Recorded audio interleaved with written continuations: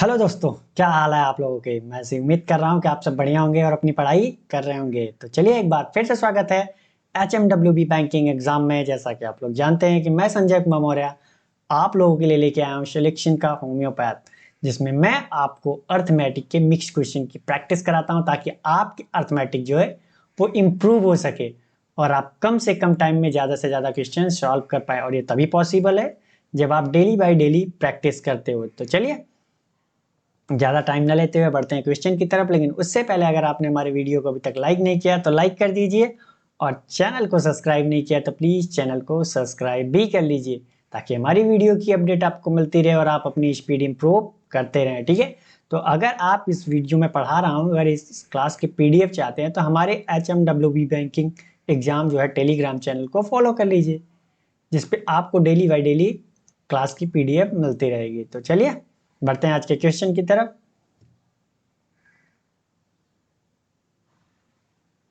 और आज का हमारा पहला क्वेश्चन है ये, आप इसे पढ़िए, सॉल्व करने की कोशिश कीजिए, फिर मैं बताता हूँ इसे करना कैसे। ठीक है, तो बहुत हार्ड क्वेश्चन नहीं है, बहुत सिंपल है, बस थोड़ा सा कैलकुलेटिव है, ये कह सकते हो आप। ठीक है, तो आप क्वेश्चन को ध्यान से पढ़िए, फिर सॉल्व करने की कोशिश कीजिए, और लेकिन सॉल्व जरूर कीजिए। भले आपको टाइम लगता है, कोई दिक्कत नहीं, जो भी टाइम लग रहा है, क्योंकि भाई शुरू शुरू में आपको टाइम लगेगा, लेकिन धीरे धीरे क्या होगी, जब आपकी स्पीड इंप्रूव होगी, क्वेश्चन पढ़ते ही आपको समझ में आ जाएगा कि दिया क्या है, पूछ क्या रहा है, तो चीजें क्लियर होती जाएंगी आपकी, और आपको कम से कम टाइम लगेगा। और दूसरी चीज, जब आपको पता हो जाएगा कि ना कि इसे करना कैसे है, तो जाहिर सी बात है आपने भी रियलाइज किया होगा कि अगर क्वेश्चन देखते ही आपको लगता है कि हाँ ये तो मैं कर सकता हूँ, तो उसका आधा कैलकुलेशन आपके माइंड में ऑटोमेटिकली हो जाता है। ठीक है, तो चलिए आप इसे पढ़िए, सॉल्व करने की कोशिश कीजिए, फिर मैं बताता हूँ इसे करना कैसे है।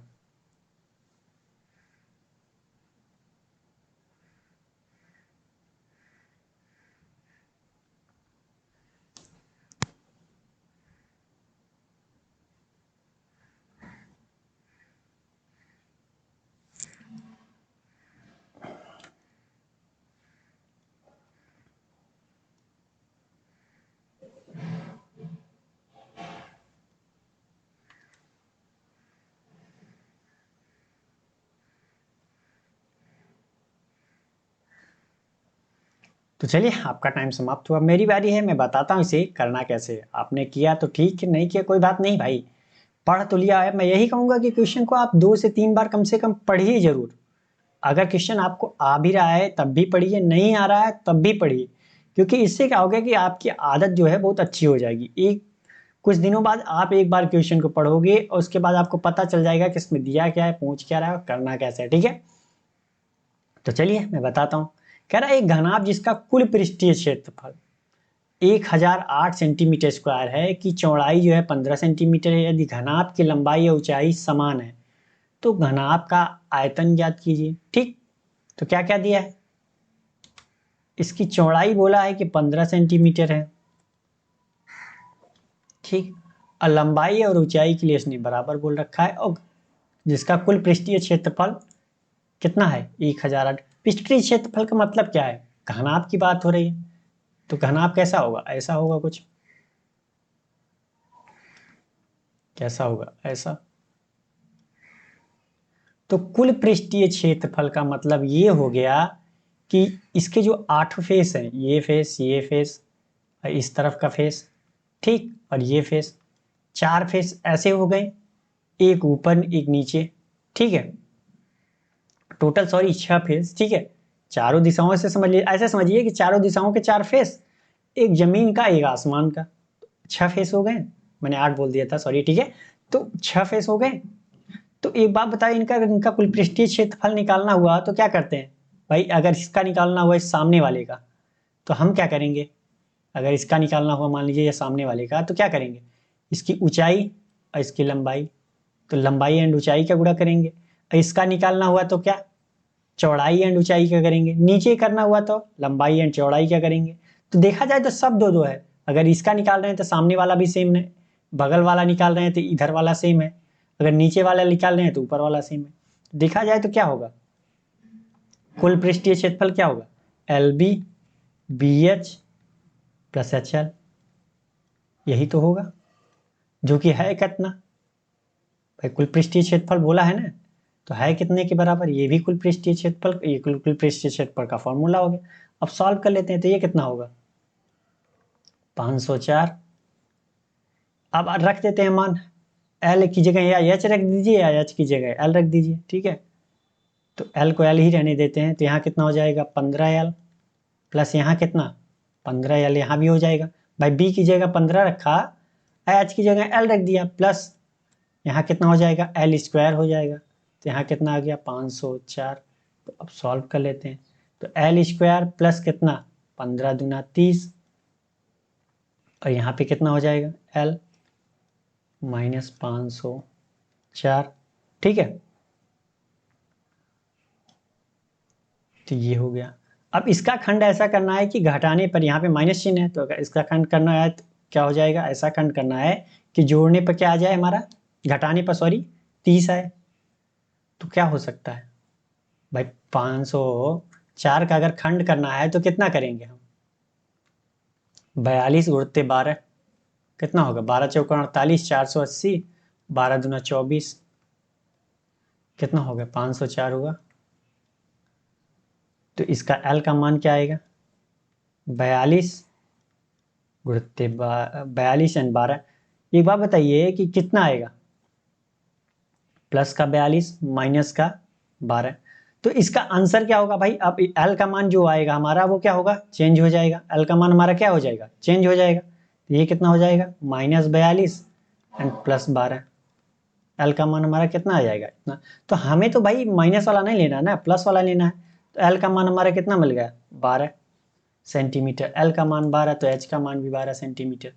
तो अब कह रहा है घनाभ का आयतन, आयतन क्या होगा, आयतन का फॉर्मूला नहीं पता, लंबाई गुणित चौड़ाई गुणित ऊंचाई, यही तो होती है। तो रख दीजिए मान कितना है 12 15 एंड 12, तो कितना हो जाएगा 12 बरहिए में 144 और 15। अब क्या करो, इसको आधा कर दो, 72 कर सकते हैं, इसको 30 कर देते हैं, इसको दूना कर दिया। तो ये कितना होगा 3 दूनी 6, 3 7 21, 2160 सेंटीमीटर क्यूब। कौन सा सही होगा हमारा बात, ये बी वाला।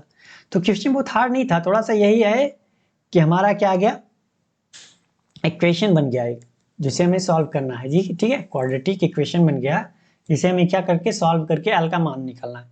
तो ये अगर क्वाड्रेटिक इक्वेशन आपने ठीक ठाक पढ़ा होगा और सॉल्व कर रहे होंगे डेली बाय डेली, तो उसमें भी आपकी स्पीड इंप्रूव होगी और इसे माइंड में ही कर सकते हैं, ठीक है। तो चलिए पढ़ते हैं अगला क्वेश्चन क्या है।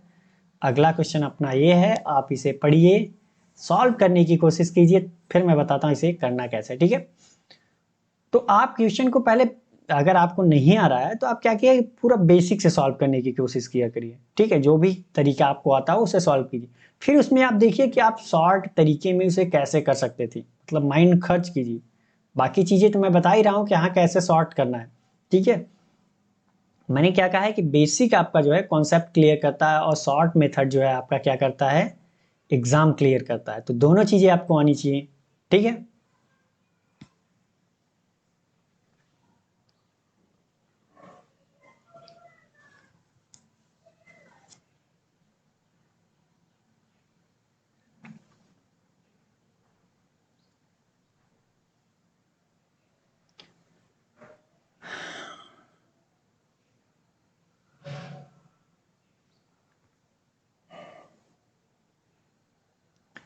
तो चलिए आपका टाइम समाप्त हुआ, अब मेरी बारी है, मैं बताता हूं इसे करना कैसे, ठीक है। कह रहा है 3 वर्ष बाद ए और बी की आयु का अनुपात जो है 9 और 14 होगा। सी बी से 7 वर्ष बड़ा है और 4 वर्ष पहले बी और सी की आयु का अनुपात कितना है, 3 और 4 था। तो ए और सी का वर्तमान आयु का योग ज्ञात कीजिए, ठीक है। तो क्या क्या दिया है पहले लिख लेते हैं, ए और बी का जो है वो 3 वर्ष बाद का दिया है रेशियो, तो 3 वर्ष बाद का रेशियो कितना है 9 एंड 14 का है। और एक चीज दिया है कि जो सी है वो बी से 7 वर्ष बड़ा है, तो बी को भी हमने 7 जोड़ दिया तो बराबर हो गए सी एंड बी, इतना हो गया। ए और सी की, बी और सी का रेशियो भी दे रखा है कितना 3 एंड 4 का, वो भी कितने 4 वर्ष पहले का। तो यहाँ पे एक चीज देखा जाए कि यहाँ पे भी सी जो है बी से 7 वर्ष बड़ा है, यहाँ बी और सी के 4 साल पहले का रेशियो दे रखा है, यहाँ से हम कुछ बना सकते हैं। ठीक है, तो एक बात बताइए कि मैंने आपको कल भी बताया है, इसके पहले भी बताया था, सॉरी, ठीक है, कि अगर टाइम दोनों का सेम बढ़ रहा है, जैसे मान लीजिए कि आज एक बी की वर्ष बी और सी का 25 साल है, इसकी एज, इसकी 30 साल है, ये अलग है। ठीक है, एग्जाम्पल मान लीजिए आज इसकी 25 साल है और इसकी 30 साल है। तो अगर मैं कहूँ कि अभी इनकी एज का डिफरेंस कितना है, किससे, ये 5 साल सी बड़ा है, अभी भी कितना बड़ा है। अगर मैं कहूँ कि 4 साल बाद, 4 साल बाद कितना हो जाएगा, ये 29 साल का होगा, ये कितना 34 साल का हो जाएगा, तभी भी इनके बीच का एज डिफरेंस कितना होगा, 5 ईयर। मतलब ये हमेशा जो है 5 साल उससे हमेशा बड़ा ही रहेगा, रहेगा कि नहीं रहेगा, बी से सी जो है वो 5 साल हमेशा बड़ा ही रहेगा इस क्वेश्चन के हिसाब से। तो बातें समझ में आई। तो यहाँ पे 4 साल पहले हो या 4 साल बाद हो या 6 साल पहले 6 साल बाद हो, तो क्या होगा, बी से सी हमेशा क्या होगा, बड़ा ही होगा, 7 साल। यही तो बोल रहा है कि 20 जो है 20 से 7 वर्ष बड़ा है। तो यहाँ पे देखा जाए तो कितना बड़ा है, 1 यूनिट अधिक है। यहाँ भाई 3 यूनिट है, यहाँ 4 यूनिट है, 1 यूनिट अधिक है। लेकिन वो कह रहा है कितने वर्ष बड़ा है, 7 ईयर बड़ा है। तो 1 यूनिट का मान 7 ईयर, तो 4 यूनिट का मान कितना, 28 ईयर होगा। और यहाँ पे कितना हो जाएगा, 7 तरीके 21 ईयर। तो ये बताइए कि ये एज जो थी वो 4 साल पहले की थी, तो प्रेजेंट की एज कितनी होगी। तो प्रेजेंट में अगर हम 4 जोड़ दिए भाई, प्रेजेंट की एज मिल जाएगी, तो ये कितने हो जाएगा, 25 साल का। ठीक है, ये कितना हो जाए, प्रेजेंट एज इसकी कितनी हो गई, प्रेजेंट एज बी की 25 साल हो गई। तो यहाँ पे जो हमें रेशियो दिया है वो कितने का दिया है भाई, यहाँ पे हमें रेशियो कितने का दिया है, 3 साल बाद का। ये प्रेजेंट है, प्रेजेंट से अगर 3 साल में और जोड़ दूं तो ये 3 साल बाद का एज हो जाएगा, किसका, बी का, कितना, 28 ईयर। और इसका देखें सी का कितना होगा भाई, प्रेजेंट ईयर, प्रेजेंट एज इसकी कितनी होगी, 4 साल पहले 28 था, तो अब कितनी हो जाएगी, 4 जोड़ दिया तो 32 साल का प्रेजेंट एज हो जाए, किसका, सी का। ठीक, बात समझ में आई। तो यहाँ पे आप देखिए कि यहाँ पे प्रेजेंट एज कितनी थी बी की, 25 साल। अब यहाँ पे देखा जाए तो जो रेशियो दिया है वो कितने का दिया है, 3 साल बाद का, तो 3 साल जोड़ दिया, तो 3 साल बाद इसकी एज कितनी होगी बी की, 28 साल। लेकिन यहाँ कह रहा है कि 14 यूनिट है, यहाँ पे देखा जाए तो 28 ईयर है, यहाँ पे कितना, 14, तो 1 यूनिट का मान 2 आया, तो 9 यूनिट का मान कितना होगा, 18 होगा। ठीक, तो ये क्या है, 3 साल बाद की एज है। तो कह रहा है ए और सी की वर्तमान आयु, तो सी ए की वर्तमान आयु कितनी होगी भाई, 3 साल बाद की एज 18 है, तो 3 साल घटा दिया तो वर्तमान एज कितनी होगी, 15 ही है। तो ए और सी की वर्तमान एज कितनी होगी, जोड़ देते हैं, ए की पता हो गई 15 है, सी की देखा जाए तो यहाँ कितनी थी, 32 है ना, तो ये कितना हो गया हमारा, 47। तो कौन सा सही, ये डी वाला। तो क्वेश्चन बहुत हार्ड नहीं था, बहुत सिंपल था। यहाँ पे आपको एक पता होना चाहिए कि मैंने क्या बताया कि अगर 6 साल 7 साल 8 साल दोनों अगर बढ़ रहे हैं तो उनके बीच का जो एज डिफरेंस है वो हमेशा सेम होगा। बस ये कॉन्सेप्ट अगर आपका क्लियर रहा होगा तो इसे आपने कब का सॉल्व कर दिया होगा, मुझे बताने की जरूरत भी नहीं पड़ी होगी। ठीक है, तो चलिए बढ़ते हैं अगले क्वेश्चन की तरफ। अगला क्वेश्चन हमारा ये, आप इसे पढ़िए, सॉल्व करने की कोशिश कीजिए, फिर मैं बताता हूँ इसे करना कैसे। ठीक है,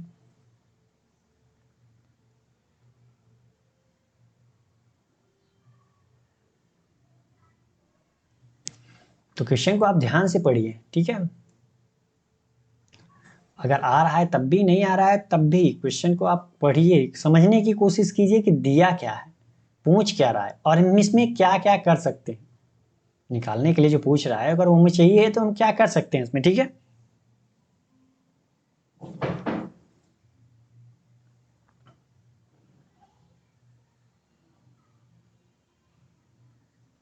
तो चलिए आपका टाइम समाप्त हुआ, मेरी बारी है, मैं बताता हूं इसे करना कैसे। ठीक है, तो क्वेश्चन में कह रहा है एक कक्षा के छात्र के औसत वजन में 3 किग्रा की वृद्धि हो जाती है जब एक छात्र का वजन 24 किग्रा बढ़ जाता है। ठीक है, यदि कोई जब 24 किग्रा बढ़ता है तो उसकी क्या होती है, एवरेज में 3 की वृद्धि होती है। कह रहा है यदि 32 किलो वजन कम कर दे, ठीक है, कोई छात्र का वजन 32 किलो कम कर दिया जाए तो औसत वजन 48 किग्रा हो जाता है। मतलब अब एग्जैक्ट वैल्यू 48 दे दिया, ठीक है। तो कक्षा का वास्तविक औसत वजन कितना होगा, ठीक है। तो मैं अभी इस पे आज मैं आपको प्रॉपर बेसिक इसका बताऊंगा, ठीक है। अब शॉर्ट मेथड आपको बताना है कि आप कैसे करोगे, ठीक है। तो आज मैं बेसिक बताता हूं। तो बेसिक से कह रहा है एक कक्षा के छात्रों का औसत वजन। तो यहाँ पे हमने क्वेश्चन पढ़ा तो हमें क्या पता चला कि ना तो इसमें हमें दिया है एवरेज दिया है कि कितनी थी पहले, और ना नंबर ऑफ स्टूडेंट दिया है। अगर हमें टोटल चाहिए तो ये दोनों चीजें तो हमें पता होनी चाहिए ना, तो नहीं दिया है। तो हम क्या मान लेते हैं, माना जो है एवरेज जो हमारा प्रारंभिक एवरेज जो था एवरेज वो x मान लिया, ठीक। और स्टूडेंट, नंबर ऑफ स्टूडेंट कितने हैं, हमने मान लिया कितना y है। तो एक बात बताइए कि अब टोटल स्टूडेंट कितने रहेंगे प्रारंभ में, ये सब प्रारंभ की बात हो रही है भाई, स्टूडेंट प्रारंभ में भी उतने थे, ठीक है। टोटल स्टूडेंट कितने रहे, टोटल वेट कितना रहा होगा, वजन की बात हो रही है ना, तो टोटल वेट कितना होगा। मैंने क्या बताया है कि एवरेज बराबर क्या होता है, total weight, total weight VIGST, और number of student, total number of student से भाग देते हैं तभी तो हमें क्या मिलता है, एवरेज वेट मिलता है। तो अगर हमें टोटल वेट चाहिए तो हम क्या करेंगे, एवरेज वेट में से नंबर ऑफ स्टूडेंट से गुणा कर दिया। ये एवरेज वेट है भाई, ध्यान देना, ठीक है। तो हमने क्या किया, गुणा कर दिया, तो ये हमारा क्या आ गया, टोटल वेट आ गया, ठीक। अब आ जाते हैं कहानी पे। कह रहा है कि औसत वजन में 3 किग्रा की वृद्धि हो जाती है जब एक छात्र का औसत वजन 24 किलोग्राम बढ़ जाता है। तो एक बात बताइए, तो अब पुरानी वजन कितनी थी, इतनी थी, तो न्यू वजन कितनी होगी, न्यू वेट कितना होगा हमारा, न्यू वेट कितना होगा, पहले इतना था अब 24 किलो बढ़ गया तो कितना होगा, 24 जोड़ दिया। तो यहाँ पे क्या कर लेते हैं, क्वेश्चन नंबर 1 मान लेते हैं, ठीक। तो कह रहा है कि औसत वजन 3 किलो बढ़ जाता है। तो पहले औसत वजन हमारा कितना था, 3 था। तो न्यू वेट निकालने का 2 तरीका है। तो एक पुराने वेट में क्या किया हमने, पुराना जो वेट था एक्स वाई, उसमें हमने 24 जोड़ दिया तो न्यू वेट पता चल गया। अगर हमें उसने बता दिया कि औसत वजन 3 किलो बढ़ गया, अगर औसत वजन पता है न्यू वाला और टोटल नंबर ऑफ स्टूडेंट पता है, तब भी तो हम क्या कर सकते हैं, न्यू वेट निकाल सकते हैं यहाँ से। भाई टोटल वेट हम निकालना हुआ तो एवरेज वेट न्यू वाला, न्यू कितना है, 3 किलो बढ़ गया, और नंबर ऑफ स्टूडेंट कितने हैं, उतने ही। तो यहाँ से हम क्या कर सकते हैं, एक चीज और कर सकते हैं, न्यू वेट कैसे निकाल सकते हैं भाई, टोटल वेट बराबर क्या होगा, number of student and average weight. Average weight कितनी है, पहले x थी अब 3 किलो बढ़ गई, 3 किलो बढ़ा दिया। नंबर ऑफ स्टूडेंट उतने ही हैं, नंबर ऑफ स्टूडेंट कितने हैं, उतने ही हैं, y। तो ये क्या हो गया हमारा, न्यू वेट आ गया, ये भी न्यू वेट, ये भी न्यू वेट। तो इक्वेशन नंबर 1 इंटू टी से कर दिया।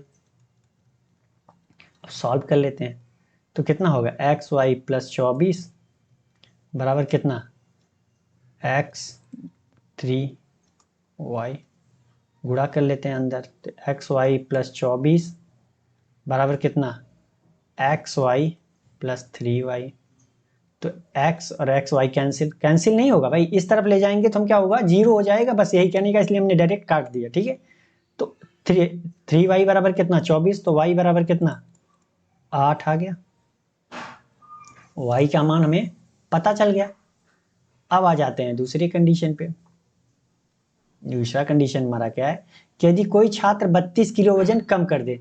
तो एक बात बताइए, अब यहां से न्यू वेट, यहां से न्यू वेट कितना आएगा, ये सेकंड वाले के लिए, ये फर्स्ट वाले के लिए था, ये फर्स्ट कंडीशन, ये सेकंड कंडीशन। अब यहाँ न्यू वेट कितना आएगा भाई, टोटल हमारा पहले वेट कितना था, एक्स वाई था, अब इन्होंने क्या किया 32 किलो कम कर दिया तो न्यू वेट इतना हो गया। अब एक कंडीशन और है ना कि न्यू वेट हम कैसे निकाल सकते हैं, average weight, number of student, average weight इसने यहाँ पे टोटल दे रखा है कितना 48, और नंबर ऑफ स्टूडेंट हमारे कितने हैं भाई, y है, तो y कर दिया। तो सॉल्व कर लेते हैं। तो ये कितना हो जाएगा हमारा, ये भी न्यू 8, ये भी न्यू 8, ये 3 और 4 कर लो, 3 और 4 से। तो ये कितना हो जाएगा, एक्स वाई माइनस 32 बराबर कितना 48y। y का मान हमें पता है, तो 8x माइनस 32 एंड 8 का y का मान लिख दिया। 8 8 8 चौके 32, 8 कॉमन लिया तो सब क्या हो गया, कैंसिल। x बराबर कितना आ गया 52, x बराबर कितना आ गया 52। तो क्वेश्चन बहुत हार्ड था, बहुत हार्ड नहीं था, बहुत सिंपल था। ये जो कहानियां मैंने लिखी हैं, ये कहानियां कभी भी आपको नहीं लिखनी है। आप इसे, मैं कहूँ कि आप इसे सिर्फ और सिर्फ 3 लाइन में लिख कर सकते थे। तो आप बताइए कैसे कर सकते थे, ठीक है। तो उसे आप सॉल्व करिए और फिर कमेंट बॉक्स में आंसर दीजिए, ठीक है। चलिए बढ़ते हैं अगले क्वेश्चन की तरफ। अगला क्वेश्चन हमारा ये, आप इसे पढ़िए, सॉल्व करने की कोशिश कीजिए, फिर मैं बताता हूँ इसे करना कैसे, ठीक है।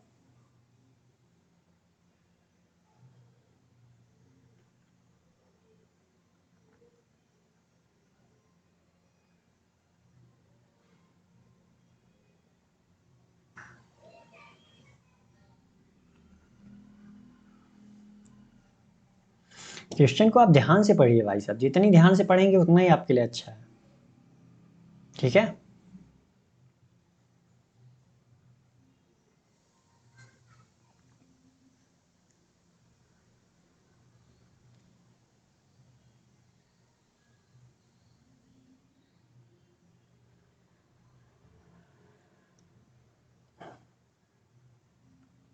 तो चलिए आपका टाइम समाप्त हुआ, अब मेरी बारी है, मैं बताता हूँ इसे करना कैसे, ठीक है।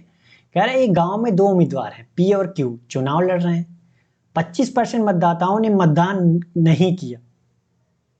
जाहिर सी बात है कि किसी भी कंस्टिट्यूंसी में पूरा का 100% वोट नहीं पड़ता है, वो तो आपको भी पता है।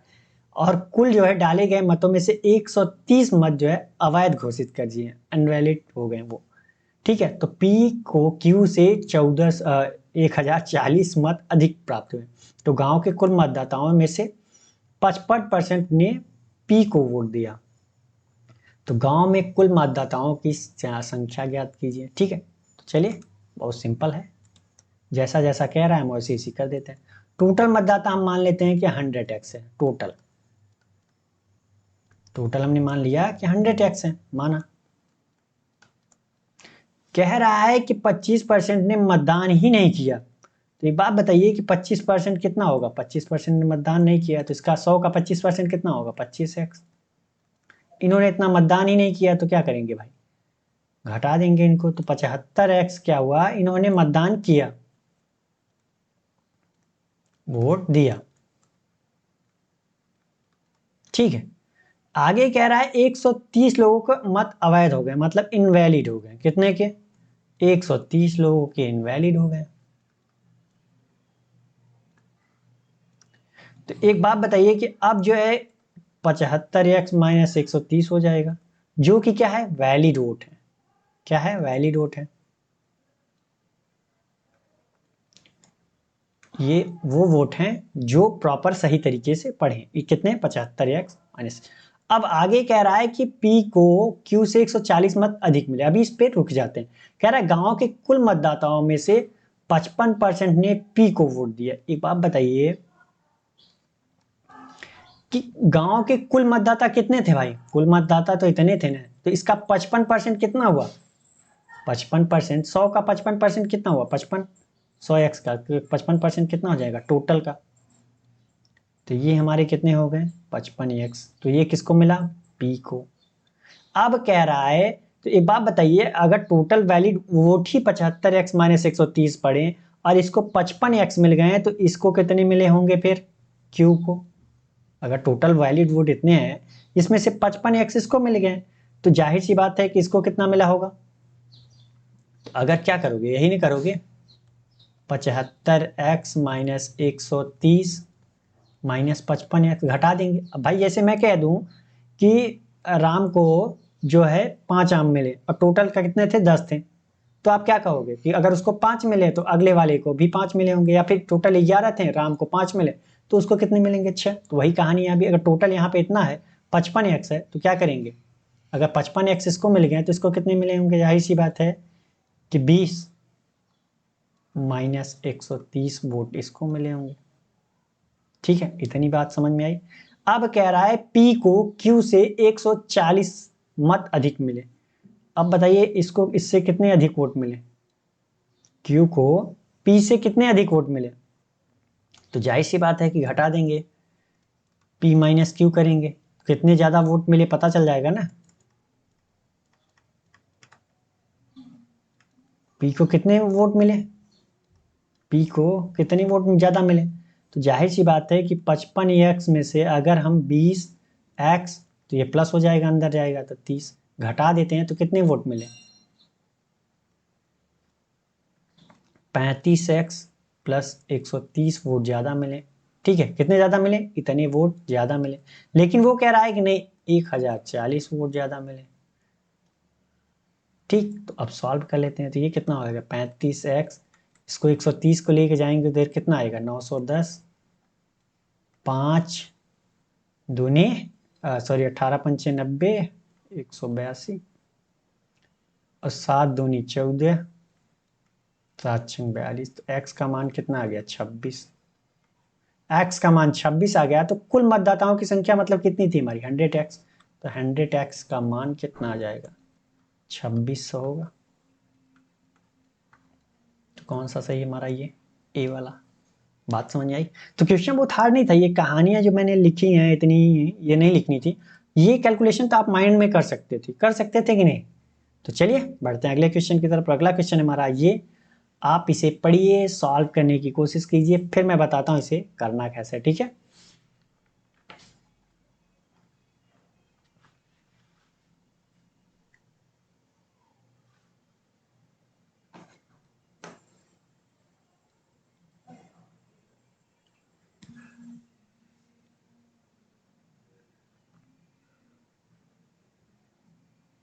वेरिएबल देख करके आप कंफ्यूज मत होइए, मैं यही कहूंगा कि वेरिएबल देख के आप कंफ्यूज मत होइए, बस अपना सॉल्व करने की प्रोसेस को फॉलो कीजिए। ठीक है,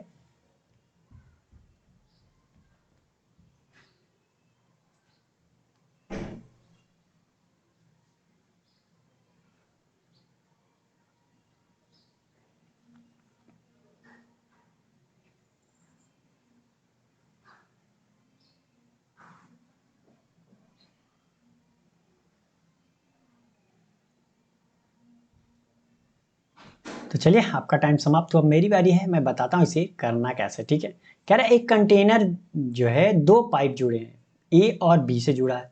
पाइप ए कंटेनर को 15 मिनट में भर सकता है, पाइप बी जो है कंटेनर को x मिनट में खाली कर सकता है। मतलब एक जो है इनलेट पाइप है, एक आउटलेट पाइप है। जब दोनों पाइप एक साथ खोले जाते हैं तो टैंक को 24 मिनट में भरता है। ठीक है, तो x/4 मिनट में पाइप ए टैंक को कितना प्रतिशत भर सकता है, तो ये पूछ रहा है। तो चलिए सॉल्व करते हैं। ठीक है, ए जो है ए कितनी देर में भर रहा है, 15 मिनट में भर रहा है। बोलाइए ए कितने मिनट में, 15 मिनट में। बी x मिनट में खाली कर रहा है, तो इसको हमने प्लस में लिया तो इसको माइनस ले लेते हैं क्योंकि x में खाली कर रहा है। अब आ जाते हैं, ठीक है, अब हम क्या निकालते हैं इनका टोटल वर्क। टोटल वर्क क्या करते हैं, ये मानते हैं भाई। तो मानने को मैंने क्या कहा, अगर यहाँ पे टाइम है, ये हमारा क्या है, यहाँ पे टाइम वो टाइम लेते हैं जिसमें हम पूरा कार्य कर रहे हैं। ठीक है, तो यहाँ पे जो टोटल वर्क है वहां पे हम कुछ भी मान सकते हैं, ऐसा नहीं है कि हमको इनका एलसीएम लेके ही मानना है। ठीक है, तो हम मानने को कुछ भी मान सकते हैं, लेकिन इनका एलसीएम लेके इसलिए मानते हैं ताकि अगर हम तो वर्क में टाइम से, क्योंकि आपको फॉर्मूला पता है कि वर्क बराबर क्या होता है, इफिशियंसी इनटू टाइम का मल्टीप्लाई। तो अगर अगर वर्क में हम टाइम से डिवाइड करें तो हमारी जो इफिशियंसी है वो एग्जैक्ट है, इसीलिए हम क्या करते हैं कि इनका एलसीएम लेते हैं। तो इनका एलसीएम कितना होगा 15x, तो हम इसलिए इनका टोटल वर्क क्या मानते हैं 15x, इनका एलसीएम ही मानते हैं। ठीक है, तो बात समझ में आई। तो अब निकाल लेते हैं एफिशिएंसी। तो 15 से भाग दिया तो कितना आएगा, ये x प्लस का होगा, ये कितना होगा -x से भाग दिया तो ये कितना हो जाएगा -15। तो ये हमारा क्या आ गया, ए और बी की इफिशियंसी आ गई। तो कह रहा है कि जब दोनों पाइप एक साथ खोले जाएं, अब दोनों पाइप एक साथ खोले जाएं तो इनकी इफिशियंसी, टोटल इफिशियंसी कितनी हो जाएगी, टोटल दोनों साथ खोल रहे हैं तो कितना होगा, x माइनस 15 होगी। तो टोटल वर्क अगर हमें निकालना हुआ तो कितना होगा हमारा, इफिशियंसी, दोनों साथ में काम कर रहे हैं तो दोनों की इफिशियंसी x माइनस 15, और टाइम कितना लग रहा है, 24 मिनट लग रहा है। तो ये क्या हो गया हमारा टोटल वर्क। ये हमने क्या है, ये हमारा आया है टोटल वर्क, ये हमने क्या किया है, माना है। तो टोटल वर्क बराबर है, ये भी टोटल वर्क, ये भी टोटल वर्क। तो क्या कर सकते हैं, x माइनस 15 इंटू 24 बराबर कितना, 15x। भाई दोनों का टोटल वर्क है ना, तो वर्क निकाल लिया हमने। तो ये कितना हो जाएगा, 24x माइनस 15 गुणित 24, इधर कितना हो जाएगा, 15x। इसको इधर लेके आते हैं, इसको इधर लेके जाते हैं, तो 15 9 24, इधर कितना, 15 गुणित 24। तो 3 से काटा तो 3 अट्ठे 24, फिर 3 से काटा तो 3 पचे 15। तो यहाँ कितना, 8, यहाँ 5। तो x का मान कितना आ गया हमारा, 40। x का मान हमारा 40 आ गया, तो टोटल कितना वर्क कितना आ जाएगा हमारा, चाहे तो इसमें रख दो 15 चौके 60, चाहे इसमें रख दो, भाई दोनों तो टोटल वर्क ही है।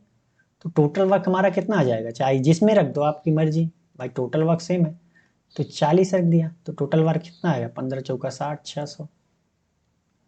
तो कह रहा है कि x/4 मिनट में पाइप ए टैंक का कितने प्रतिशत भाग भर सकता है।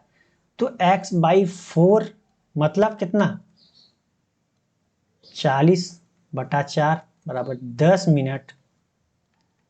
10 मिनट में ए द्वारा कितना कार्य किया गया होगा, ए द्वारा किया गया कार्य कितना है,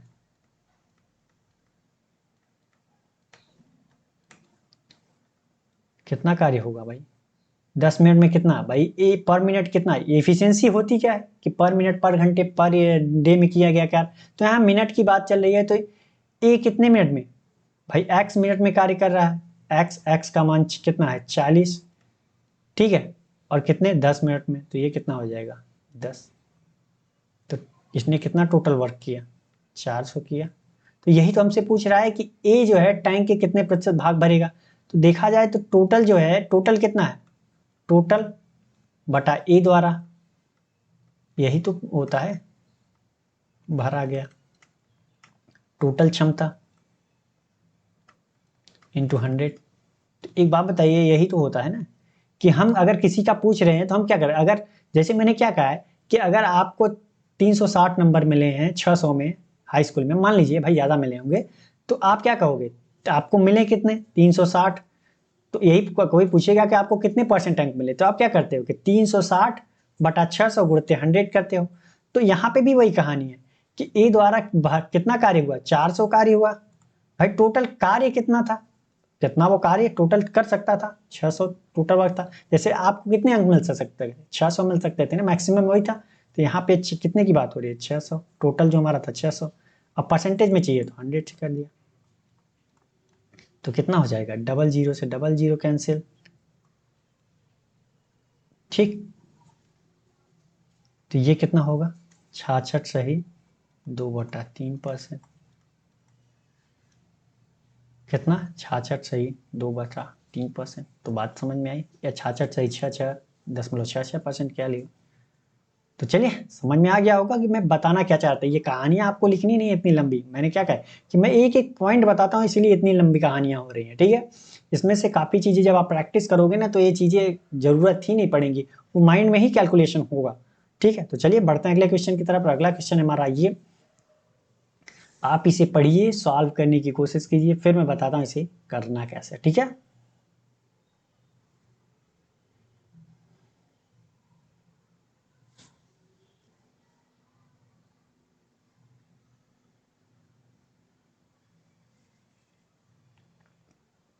तो आप इसे पढ़िए, बहुत हार्ड क्वेश्चन नहीं है, सिंपल क्वेश्चन है, ठीक है, आप कर सकते हो माइंड में। तो चलिए आपका टाइम समाप्त हुआ, मैं बताता हूँ इसे करना कैसे, ठीक है। कह रहा है शांत जल में एक नाव की गति जो है अप स्ट्रीम में नाव की गति से 20% अधिक है, ठीक है। तो यहाँ पे दिया क्या है लिख लेते हैं। नाव की गति कितनी है 20 b होती है, और क्या है अप स्ट्रीम विरुद्ध, तो v अप स्ट्रीम की स्पीड दे रखी। कह रहा है नाव की गति से अप स्ट्रीम में नाव की गति से 20% अधिक है कौन, बोट की गति शांत जल में। तो अगर 20% का मान कितना होता है 1/5, इतना तो आज तक समझ ही गए होंगे। तो अगर v का मान 5 हुआ तो ये 20% अधिक मतलब ये कितना होगा। अच्छा भाई समझ में आ गया ना, अब तो इतना हर बार बताने की जरूरत पड़ेगी। कह रहा ना 20% 1/5, तो किससे अधिक है अप स्ट्रीम में। तो अप स्ट्रीम की स्पीड कितनी है 5 अगर मान लिया, तो ये कितना होगा 20%। 20% 5 का 20% कितना, एक अधिक है मतलब ये 6 होगा बोट की गति, इतनी हो गई। कह रहा है कि नाव 19 घंटे में इतनी किलोमीटर दूरी तय करती है। तो एक बात बताइए कि अगर हम इसको मान लें कि प्रॉपर बेसिक बताने के लिए इसको मान लें कि इसकी गति 6x इसकी 5, तो एक बात बताइए कि v अप स्ट्रीम बराबर आपको पता है ना कि होता क्या है b प्लस सी, सॉरी b माइनस सी, सॉरी ठीक है। वोट की चाल माइनस करंट चाल, यहाँ पे दे रखा है 5x, यहाँ पे कितना है 6x, तो यहाँ पे कितना हो जाएगा, c का मान हम नहीं निकाल सकते, कितना आएगा x ही तो आएगा। तो यहाँ से c का मान कितना आ गया हमारा x आ गया। अगर v हमें चाहिए क्या, v डाउन स्ट्रीम चाहिए धारा के अनुकूल, तो क्या होगा b प्लस सी, क्योंकि v डाउन स्ट्रीम बराबर क्या होता है b प्लस सी। b का मान भी पता है c का मान भी पता है, तो जोड़ दीजिए कितना हो जाएगा हमारा 6x 7x। अब बताइए कि कह रहा नाव 19 घंटे में 665 किलोमीटर की दूरी डाउन स्ट्रीम मतलब धारा के साथ चलती कहती, तो यहाँ से स्पीड मिल जाएगी हमें डी डाउन स्ट्रीम कितनी 665 बटा कितना 19, ठीक है। तो ये कर देते हैं 19 3 57, 19 25 95, कितना आ गया 35 किलोमीटर प्रति घंटा आया। तो यहाँ पे भी कितना आ गया 35 किलोमीटर प्रति घंटा। तो 7x का मान 35 किलोमीटर प्रति घंटा, तो एक बात बताइए तो x का मान कितना होगा 5 किलोमीटर प्रति घंटा होगा। तो हमसे पूछा क्या है, तो अप स्ट्रीम में 450 किमी की दूरी, तो अप स्ट्रीम की स्पीड कितनी हो जाएगी हमारी भाई 5 25 किलोमीटर प्रति घंटा। तो एक बात बताइए कि वी टाइम अप स्ट्रीम पूछ रहा है 450 किलोमीटर, स्पीड पता है हमें कितनी है 25, तो ये कितना होगा 25 1 25 बच गया 15 सॉरी 20, 25 18 में 8 200, तो 18 आया, कितना लगेगा 18 घंटे लगेगा। तो ये जो मैंने ये कहानियाँ लिखी है ये आपको लिखने की ज़रूरत नहीं थी, ठीक है। आपको डायरेक्टली अगर सॉल्व करते रहोगे तो ये चीज़ें रेशियो पता चल जाएगा, एक्स वाई जेड ये सब मानने की भी ज़रूरत नहीं पड़ेगी, ठीक है। तो उसके लिए आपको क्या करना पड़ेगा, प्रैक्टिस करनी पड़ेगी, ठीक है। समझ में आ गया। बढ़ते हैं अगले क्वेश्चन की तरफ। अगला क्वेश्चन है हमारा ये, आप इसे पढ़िए सॉल्व करने की कोशिश कीजिए, फिर मैं बताता हूँ इसे करना कैसे, ठीक है।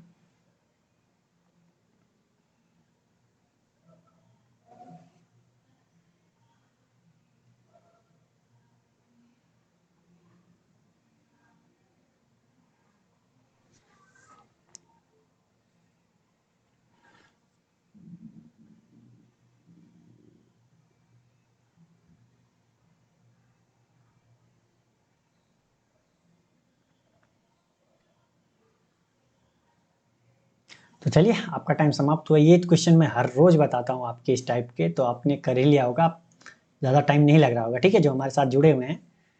कह रहा ए और बी ने क्रमशः 7 और 9 के अनुपात में निवेश करके एक व्यवसाय शुरू किया। कह रहा है 6 महीने बाद सी ने ए से 14.28 कम निवेश करके व्यवसाय में भागीदारी की। यदि वार्षिक लाभ जो है 1235 है, तो ए और सी के लाभ का हिस्से में अंतर कितना होगा, ठीक है। तो चलिए सॉल्व करते हैं। क्या दिया है ए और बी का, कितना दिया है 7 और 9 का रेशियो दिया है। सी की बात कर रहा है कि 6 महीने बाद, अभी हम क्या ले रहे हैं इन्वेस्टमेंट ले रहे हैं, तो इन्वेस्टमेंट रखते हैं, टाइम छोड़ देते हैं। कह रहा है 6 महीने बाद ए से 14.28% कम निवेश करके। तो ये बात बताइए कि 14.28% होगा कितना, 1/7 होता है, तो एक बात बताइए कि ए से ए का मान कितना है 7, तो इसका 14.28% कितना होगा भाई? 7 का 14.28% कितना? अगर आपको दिक्कत हो रही है तो मान लो 7x 9x इसके इन्वेस्टमेंट मनी, तो 7x यहाँ हो गया, तो 7x का 1/7 मान कितना होगा? 7 से 7 कैंसिल, तो कितना आएगा? x आएगा। एक x क्या क्या है? 14% कम है ना, तो 7x पहले था, अब 1x कम, तो कितना हो जाएगा c का मान? 6x होगा। अब आ जाते हैं टाइम की बात कर लेते हैं, क्योंकि आपको पता है कि हम प्रॉफिट किस में डिवाइड करते हैं? इन्वेस्टमेंट एंड टाइम का मल्टीप्लाई करते हैं, और जो 2 या 3 लोगों के बीच आता है उसी रेशियो में हम क्या करते हैं? प्रॉफिट को डिवाइड करते हैं। ठीक है, हर रोज बताता हूं, आपको समझ में आ गया होगा। तो टाइम कितना है? 6 महीने बाद सी आया, तो भाई 1 साल की तो बात ही रही, 6 महीने। बी और ए की कोई बात ही नहीं की गई, मतलब ये 12-12 महीने, ठीक है, अपना काम कर रहे हैं, इन्वेस्ट किया। तो अब रेशियो निकाल लेते हैं, तो 6 दूनी 12, 6 दूनी 12, यहाँ भी कैंसिल, 2 2 एंड 3, एक्स एक्स सब में है, कोई दिक्कत नहीं, एक्स एक्स कैंसिल है। तो प्रॉफिट का रेशियो कितना आ गया हमारा? 7 9 और कितना 3, कितना आ गया? 7 और 9 और 3। तो यहाँ पे किसको प्रॉफिट में ए को कितना मिलेगा? 7 यूनिट, 9 यूनिट, और इसको 3 यूनिट। टोटल कितना है यूनिट देखा जाए तो भाई 1 साल बाद इसको 7 यूनिट मिलेगा, इसको 9 यूनिट मिलेगा, इसको 3 यूनिट मिलेगा। टोटल कितने यूनिट हो गए? 7 9 16 3 19 यूनिट हो गए। लेकिन ये कह रहा है कितना? 1235। एक बात बताइए कि 19 यूनिट मैंने कैसे लिख दिया? जैसे मैं कहूँ कि राम को 5 रुपए मिले, श्याम को 10 रुपए मिले और उसको 15 रुपए मिले, तो आप क्या कहोगे? 1 साल बाद बोलो कितना इतना मिलेगा, तो आप क्या कहोगे? 1 साल बाद टोटल कितना हो जाएगा उनका? 5 10 15, मतलब 30 हो जाएगा। तो 30 होगा, तो वही कहानी तो यहाँ भी है, 1 साल बाद इनका जोड़ेंगे ही है ना। 1 साल बाद अगर देखा जाए तो 7 इसको मिल रहा है, 9 इसको मिल रहा है, 3 इसको मिल रहा है, तो टोटल कितना? 19 यूनिट मिल रहा है। ये भी तो टोटल है, ये भी टोटल है, तो 1 यूनिट का मान कितना हो जाएगा हमारा? 19 पच्चे 95, 19 छक्का 114, कितना आ गया? 114, 19 पच्चे 95, 65 आ गया। तो अब कह रहा है कि ए और सी के लाभ के हिस्से, तो ए को कितना लाभ मिल रहा है? 7, और सी को कितना? 3। तो इनका अंतर कितना होगा भाई? अंतर कितना होगा? 4 यूनिट का होगा। तो 1 यूनिट का मान इतना, तो 4 यूनिट का मान कितना होगा? 65। 65 दूना 130 दूना 260, कितना होगा? 260। कौन सा सही है? कोई नहीं, नन ऑफ 30। ठीक है, तो क्वेश्चन बहुत हार्ड नहीं था, बहुत सिंपल था। बढ़ते हैं अगले क्वेश्चन की तरफ, और अगला क्वेश्चन हमारा ये, आप इसे पढ़िए, सॉल्व करने की कोशिश कीजिए, फिर मैं बताता हूँ इसे करना कैसे। ठीक है, तो इसको आप 2 तरीके से कर सकते हो, बेसिक से भी और मिक्सचर एलिगेशन मेथड का यूज करके। मैंने दोनों चीजें बता दी, ठीक है, तो मैं दोनों बताऊंगा, आपको कोई दिक्कत नहीं है। ठीक है, बेसिक से आपका कॉन्सेप्ट क्लियर होगा और शॉर्ट से आपका एग्जाम। ठीक है,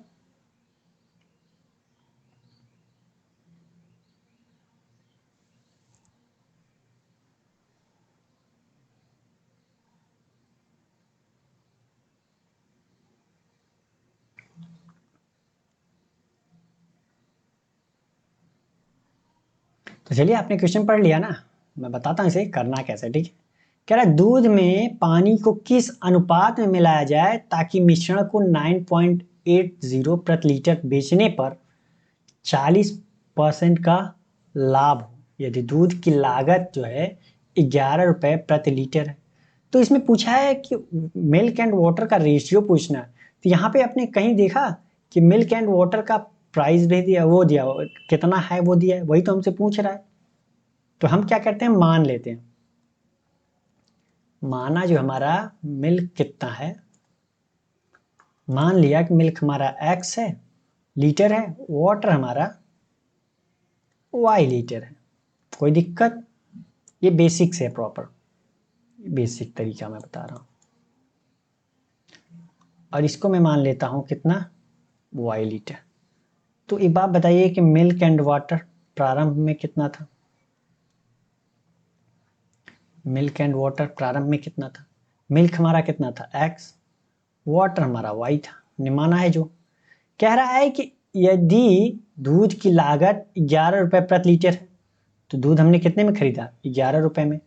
और नोट पानी का मूल्य 0 है। अगर पानी की बात कही होती, जैसे यहाँ पे दे दिया है, अगर नहीं दिया होता, अगर उसने पानी की बात कही होती तो हम उसका पैसा जोड़ते, अगर नहीं कही होती तो हम उसका पैसा 0 जोड़ते हैं, ठीक है, क्योंकि पानी फ्री में मिलता है। अगर वो बोलता है कि हाँ पानी का पैसा भी लग रहा है तो वो समझ लीजिए बिस्लेरी वाला वाटर यूज कर रहा है, और नहीं तो वो नल का या गड्ढे का कहीं का भी पानी यूज कर सकता है, तालाब का, ठीक है। तो यहाँ पे उसने पानी का बोला है 0। तो एक बात बताइए कि यहाँ पे टोटल कॉस्ट प्राइस कितनी आ गई हमारी? भाई एक्स लीटर था, 11 रुपए में खरीदा तो कितना, 11x प्लस पानी का कितना 0, तो हमारा कॉस्ट प्राइस कितना आ गया, 11x आया। अब आ जाते हैं बाद में सेलिंग प्राइस की बात। तो एक बात बताइए कि अब क्या हो गया, हमारा मिल्क एंड वाटर क्या हो जाएगा, जुड़ जाएगा। अब मिक्सचर हो गया ना, हमने पानी मिला दिया। जैसे भाई दूध अलग था पानी अलग था, अब हमने क्या किया, मिला दिया दोनों को, ठीक। तो अब हमारा कितना हो गया, मिक्सचर, मिक्सचर हो गया। वे तो प्रारंभ में अलग अलग थे, तो अब तो मिक्सचर हो गया। एक्स लीटर मिल्क था, वाई लीटर हमारा वाटर था। कह रहा है कि इसको जो है 9.8 रुपए प्रति लीटर में बेचने पर 40% का लाभ हो रहा है। तो एक बात बताइए, ये तो हमारी सेलिंग प्राइस दिया है ना, क्या है ये सेलिंग प्राइस, तो हमें क्या चाहिए, कॉस्ट प्राइस चाहिए। एक बात बताइए कि यहाँ से बोल रहा है 40% का प्रॉफिट हो रहा है, तो 40% का मान कितना होगा, 2/5। मतलब हमारा यहाँ से cost price and selling price का रेशियो मिल जाएगा कितना, 5, 20, 40% का प्रॉफिट मतलब सेलिंग प्राइस 7।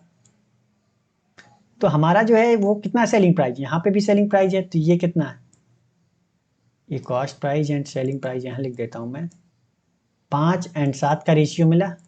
तो यहाँ पे कितने का कह रहा है भाई, हमारी सेलिंग प्राइस 7 यूनिट मिली है, लेकिन ये कह रहा है कि 9.8 में बेच रहा है।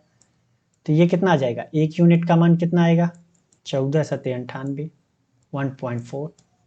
तो 5 का यूनिट का मान कितना आएगा, 14×5=70, 7। तो यहाँ पे आप बताइए कि हमारा कॉस्ट प्राइस कितना है, 7 रुपए। मिक्सचर का कॉस्ट प्राइस कितना आया हमारा, 7 रुपए। और यहाँ पे कितना है, मिक्सचर हमारा टोटल कितना है, इतना। तो अगर हम 7 से गुणा कर दें तो ये हमारी क्या आ जाएगी, यहाँ भी कॉस्ट प्राइस आएगी। यहाँ अलग अलग कॉस्ट प्राइस थी, और हम दोनों को मिला करके क्या आ गई इनकी कॉस्ट प्राइस, तब भी तो उनकी कॉस्ट प्राइस ही आई। कितनी आ गई भाई, 7x+7y। देखा जाए तो ये भी कॉस्ट प्राइस है और ये भी कॉस्ट प्राइस है, तो क्या करेंगे, बराबर कर लेते हैं। तो 11x बराबर कितना, 7x+7y। ठीक है, इतनी बात समझ में आई। तो अब सॉल्व कर लेते हैं, 7 को इधर ले जाते हैं तो 4x बराबर कितना, 7y। तो x इंटू वाई का रेशियो कितना आ गया, x के सामने x का नीचे लिख दिया, इसके सामने कौन है, 7 है, 7 लिख दिया, और इसके सामने तो ये तरीका था। कितना, 7 और 4 का, तो कौन सा सही है, डी वाला। आप चाहो तो x के नीचे y लेके आओ, फिर 4 इधर लेके जाओ, तब भी 7/4 आएगा कि नहीं, x/y बराबर 7/4 आएगा। तो वही तो है क्या, रेशियो 7 और 4 का आ गया। ये तो प्रॉपर बेसिक मेथड था, ठीक है, बातें समझ में आई। अब दूसरा मेथड मैं बताता हूँ। दूसरा हमारा क्या है कि मिक्सचर एलिगेशन का मेथड, मिक्सचर एलिगेशन, ठीक है। तो मैंने आपको क्या बताया था कि अगर कॉस्ट प्राइस लेनी है तो कॉस्ट प्राइस लेते हैं किसका किसका, यहाँ पे मिल्क का ले लिया, मिल्क की बात हो रही है किसकी, वाटर की, कॉस्ट प्राइस। और बीच में क्या लेते हैं, मिक्सचर का, ये मिक्सचर का कॉस्ट प्राइस लेते हैं। कितना लेते हैं, मिक्सचर का कॉस्ट प्राइस। तो यहाँ पे बोला है कि दूध का कॉस्ट प्राइस क्या है हमारा, 11 रुपए प्रति लीटर है। और यहाँ पे कितना है वाटर का, वाटर का तो कॉस्ट प्राइस यही नहीं है भाई, है क्या, नहीं है ना। तो यहाँ कितना आ गया, 0। अब यहाँ पे आप बताइए कि हमारा जो मिक्सचर है उसका कॉस्ट प्राइस कितना है, कितना आया था, 7 रुपए आया था। तो अब क्या करते हैं, इसको सॉल्व कर लेते हैं। तो यहाँ कितना आएगा, 4 आएगा, यहाँ कितना आएगा, 7 आएगा। तो यहाँ पे ये जो आती है हमारी किसकी आती है, क्वांटिटी की रेशियो आती है। क्वांटिटी की रेशियो क्यों आती है, क्योंकि हमने बोला क्या कि 11 रुपए प्रति लीटर, तो रुपए हमने क्या किया, ऊपर ले लिया, 11 ऊपर ले लिया, तो नीचे क्या आएगा, लीटर, मतलब लीटर क्या है, क्वांटिटी है ना। तो क्वांटिटी का रेशियो कितना आ गया, 7 और 4, मतलब मिल्क 7 और वाटर 4 रेशियो में। बात समझ में आई, ठीक है। चलिए बढ़ते हैं अगले क्वेश्चन की तरफ। अगर मान लीजिए कि वाटर का कुछ प्राइस दिया होता कि हाँ इतने रुपए, तो यहाँ पे रख देते, लेकिन नहीं दिया ना, उसने बोला ना पानी का मूल्य शून्य। अगर नहीं भी बोला होता, तो अगर दिया नहीं है क्वेश्चन में, तो हम यही मान के चलते हैं कि उसको हमको फ्री में मिला है। ठीक है, तो चलिए बढ़ते हैं अगले क्वेश्चन की तरफ। अगला क्वेश्चन हमारा ये, आप इसे पढ़िए, सॉल्व करने की कोशिश कीजिए, फिर मैं बताता हूँ इसे करना कैसे। ठीक है,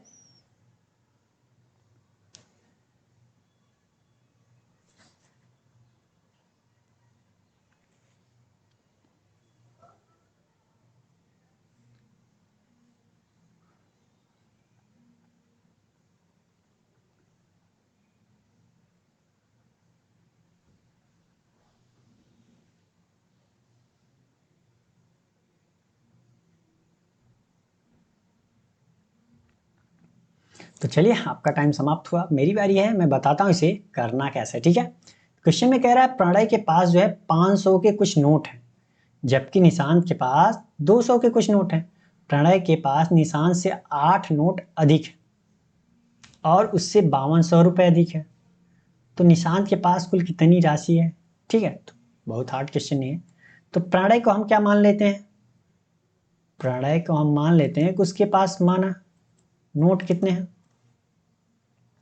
एक्स मान लिया। बोला ना कि प्रणय के पास निशांत से 8 नोट अधिक है, तो निशांत के पास कितना रहा होगा। जाहिर सी बात है कि निशांत के पास 8 नोट कम रहा होगा, भाई 8 नोट वो ज्यादा। तो कह रहा है कि अब बताइए ये क्या है, इसके पास नोट हो गया। तो एक बात बताइए कि नोटों की संख्या, और क्या ना 500 रुपए के कुछ नोट है, 500 के नोट है, जितने भी नोट है उसके पास 500 के हैं, तो टोटल पैसा कितना होगा, टोटल रुपी कितना हो गया। भाई 500 का नोट है, कितने नोट हैं, एक्स। ठीक, और इसके पास कितना हो जाएगा भाई, 200 के सारे नोट हैं, तो इसके पास कितना हो जाएगा, एक्स माइनस 8 रुपये। बात समझ में आई इतनी। कह रहा है कि जो है उससे यहाँ पे प्रणय के पास निशान से 8 नोट अधिक है और उससे 5200 रुपये अधिक है। मतलब 5200 रुपये किसके पास ज्यादा है, भाई निशांत के पास ज्यादा है ना। किसके पास, निशांत के पास, इसके पास ज्यादा है। तो अगर हम 500x अगर इसका घटा दें, तो हमें पता चल जाएगा कितना ज्यादा है भाई, तो 200। ठीक है, और x माइनस 8 घटा दें। जैसे मैं कहूं कि मैंने क्या बताया कि अगर मैं बोल दूं कि राम के पास 1000 रुपए हैं और श्याम के पास कितने हैं, 500 रुपए हैं, तो राम में से अगर श्याम को घटा दूं, तो मैं ये बता सकता हूं ना कि कितने ज्यादा हैं उसके पास। तो वही कहानी है कि अगर यहाँ पे प्रणय के पास इतने रुपए हैं और निशांत के पास इतने रुपए हैं, तो प्रणय के में से अगर निशांत को घटा दिया, तो पता चल जाएगा ना कि प्रणय के पास कितने ज्यादा नोट है, कितने ज्यादा रुपए हैं, सॉरी। ठीक है, तो लेकिन यहाँ पे हमने घटा दिया, तो यहाँ पे बोल रहा है कि 5200 रुपये अधिक है। मेरे हिसाब से तो इतने अधिक है, लेकिन उसके पास कह रहा है कि 5200 रुपये अधिक है। तो सॉल्व कर लेते हैं, तो ये कितना हो जाएगा, 500x माइनस, सॉल्व करो, 200x, और ये प्लस हो जाएगा, 8 दूनी 1600, कितना होगा 5200। तो ये कितना हो जाएगा, 300x हो गया हमारा, और ये इधर आएगा तो कितना होगा 36, 16 कितना 52 होता है, क्योंकि इस तरफ आएगा तो माइनस होगा ना, डबल जीरो से डबल जीरो कैंसिल, x बराबर कितना आ जाएगा, 3 12, x बराबर कितना आ गया हमारा, 12 आ गया। ठीक, x बराबर 12 आ गया। तो कह रहा है निशांत के पास कुल कितनी राशि है। तो निशांत के पास हम नोट कितने हैं, निशांत के पास भाई नोट कितने हैं, या फिर राशि पूछ रहा है, तो यहाँ पे रख दो 212 माइनस 8, कितना हो जाएगा 800 रुपये। तो कौन सा सही है, सी वाला। अब चाहे प्रणय का पूछता, प्रणय का बता सकते थे, जो भी पूछता आप बता सकते थे, एक्स का मान मिल गया हमें। ठीक है, समझ में आ गया होगा। तो बढ़ते हैं अगले क्वेश्चन की तरफ, और अगला क्वेश्चन है हमारा ये, आप इसे पढ़िए, सॉल्व करने की कोशिश कीजिए, फिर मैं बताता हूँ इसे करना कैसे। ठीक है, तो क्वेश्चन बहुत हार्ड नहीं है, बहुत सिंपल है।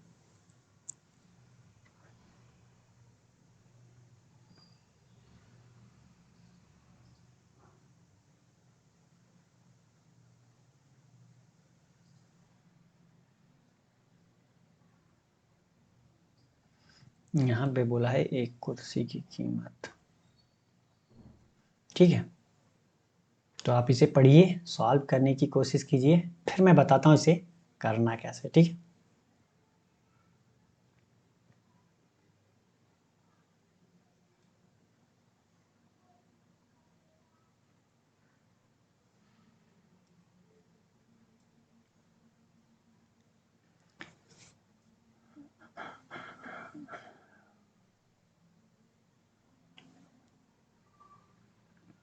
तो चलिए, आपका टाइम समाप्त हुआ, आपने पढ़ लिया होगा, मैं ऐसी उम्मीद कर रहा हूँ। मैं बताता हूँ इसे करना कैसे, ठीक है। कह रहा है एक कुर्सी की कीमत पहले जो है 16.66% बढ़ाई जाती है, फिर उसमें 40 की कमी की जाती है।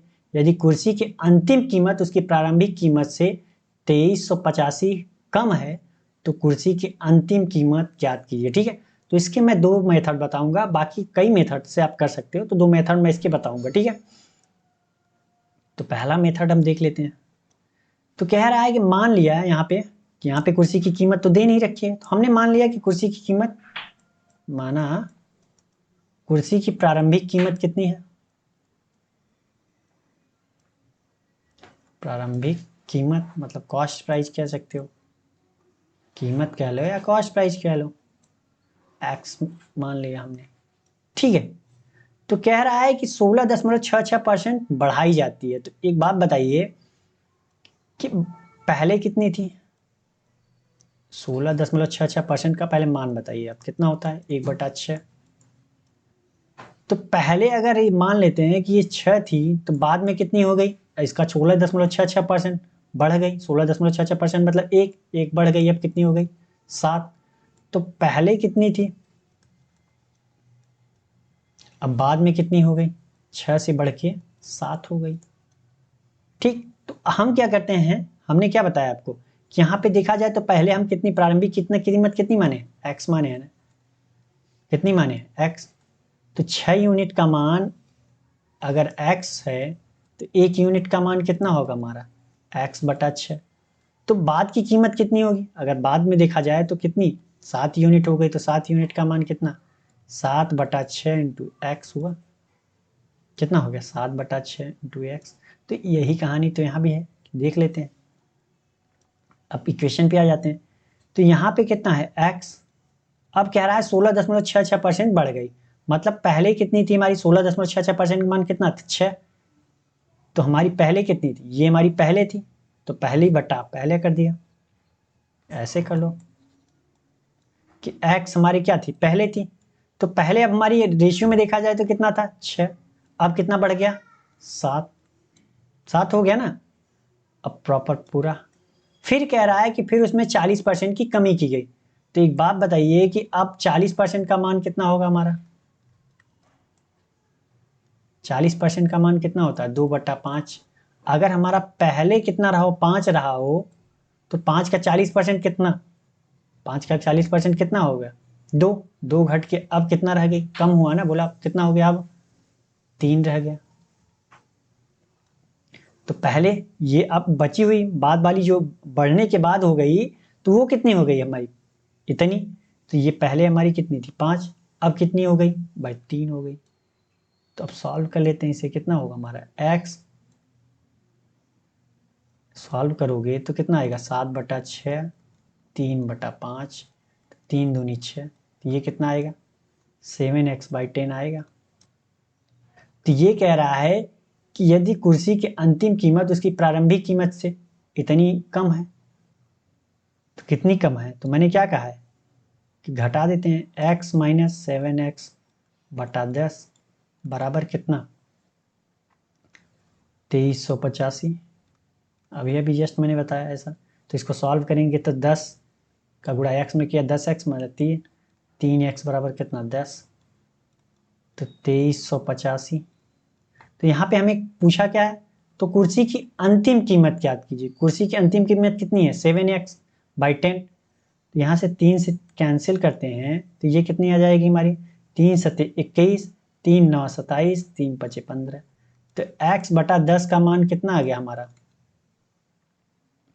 795। तो हमसे कोई पूछा है अंतिम कीमत, तो अंतिम कीमत कितनी है हमारी,